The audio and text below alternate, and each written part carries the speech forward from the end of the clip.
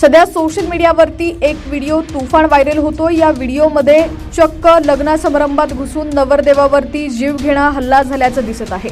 नक्की हा प्रकार कुठे घडलेला आहे सविस्तर माहिती जाणून घेऊयात, पण त्याआधी तुम्ही जर HPN मराठी न्यूज चॅनल पहिल्यांदाच पाहत असाल आणि अजूनही चॅनलला सबस्क्राइब केलेलं नसेल तर नक्की सबस्क्राइब करा, जेणेकरून आमचे अपडेट्स लवकरात लवकर तुमच्यापर्यंत पोहोचतील। तसंच हीच बातमी जर तुम्ही आता फेसबुक किंवा इंस्टाग्राम वरती पाहत असाल तर आपल्या हक्काच्या HPN मराठी न्यूज चॅनलला फॉलो करायला विसरू नका। अमरावतीच्या बडनेरा इथून ही धक्कादायक घटना समोर आलेली आहे। लग्न समारंभात घुसून नवरदेवावर जीवघेणा हल्ला झाल्याची घटना समोर आली आहे। या हल्ल्यामध्ये नवरदेव गंभीर जखमी झालेला असून त्याच्यावर रुग्णालयात उपचार सुरू आहेत, तर पोलिसांनी या प्रकरणी गुन्हा दाखल केलेला असून आरोपींचा शोध सुरू आहे। मिळालेल्या माहितीनुसार बडनेरा रोडवरील साहिल लॉन्समध्ये सुरू असलेल्या लग्न समारंभात मंगळवारी रात्री अचानक गोंधळ उडाला।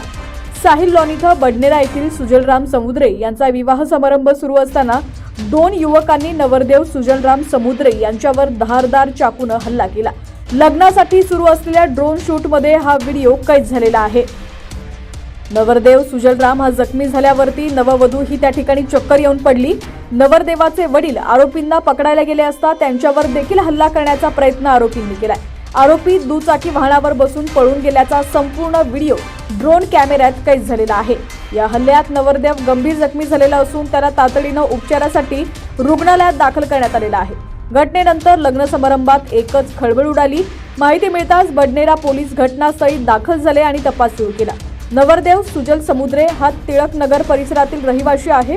या घटनेमुळे परिसरात तणावाचं वातावरण निर्माण झालेलं असून बडनेरा पोलिसांनी आरोपींचा शोध सुरू केलाय।